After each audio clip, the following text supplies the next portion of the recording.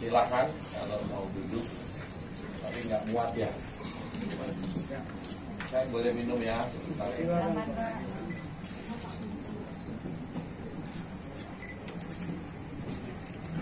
Izin, kita mulai Pak Effendi. Teman-teman, apa bisa dimulai? Sama. Kita agak terlambat. Mudah-mudahan semua kedapatan. Ibu Bapak, hari ini saatnya yang terbaik hemat saya, hari Rabu, untuk Pak Effendi menjelaskan dan memohon maaf kepada teman-teman di sana. Yang jelas Pak Effendi saya pastikan tidak punya niat yang tidak baik.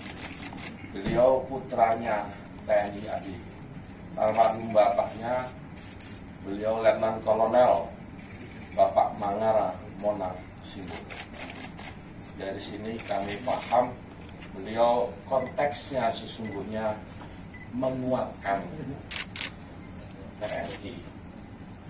Ibu Bapak, memang dalam perjalanan kita selalu di dalam ruangan itu ada kepleset kata atau diksi yang tidak pas. Sekali lagi, diksi yang tidak pas. Kita paham diksi ini bisa dampaknya luas. Kalau hari ini mudah-mudahan setelah Pak Effendi menjelaskan, Republik ini mudah tersobek, tercerai-berai hanya karena satu peristiwa. Yang jelas sebagai pimpinan fraksi, saya memastikan bahwa Bung Effendi Simbolon tidak punya niat tidak.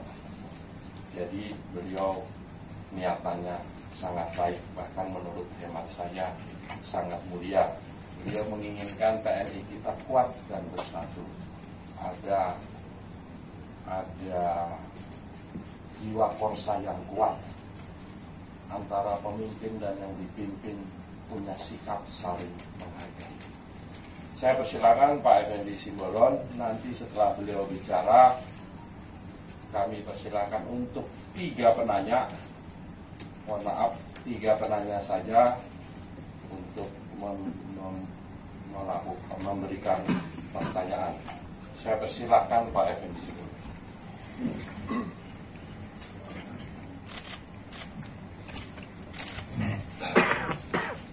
Terima kasih Pak Ketua, untuk yang saya hormati, yang saya hormati. Assalamualaikum warahmatullahi wabarakatuh. Salam sejahtera, salam, salam swastiastu, namo buddhaya, dan salam sehat bagi kita sekalian. Teman-teman yang saya hormati, sebagaimana yang diurai di awal oleh Pak Ketua Fraksi, sekaligus juga beliau pimpinan Komisi 1.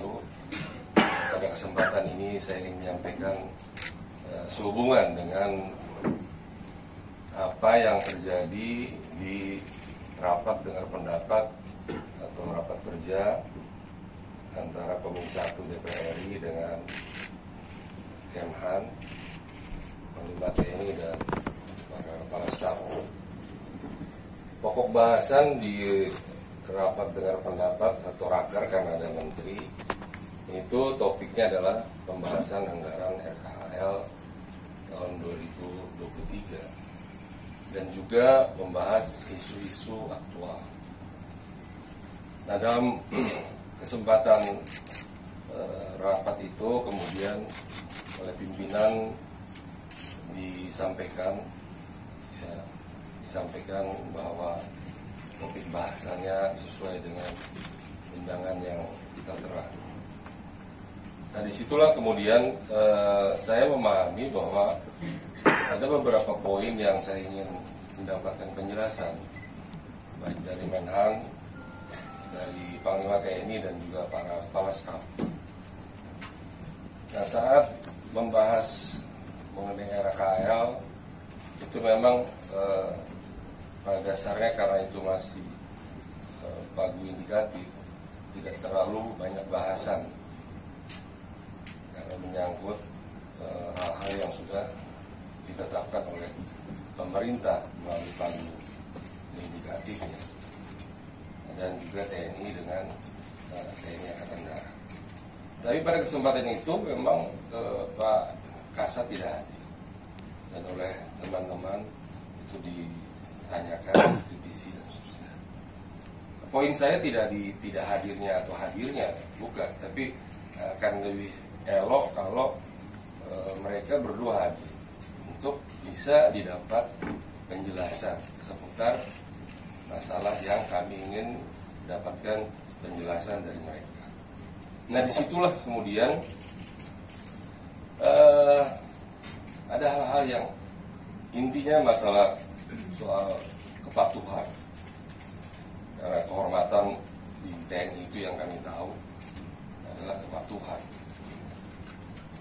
Nah, disitulah kemudian saya menyadari ya, kemudian ya, bahwa itu mungkin menjadi tidak nyaman, kemudian tidak elok, dan juga beberapa pihak tidak nyaman, mungkin merasa tersinggung atau tersakiti akan kata-kata yang keluar dari saya yang seputar soal gerombolan dan ormas, yang sejatinya, sejujurnya saya tidak pernah menstigmakan TNI itu gerombolan, tapi lebih kepada kalau tidak ada kepatuhan, kalau tidak ada kemudian harmoni dan seterusnya, itu seperti gerombolan dan seperti ormas.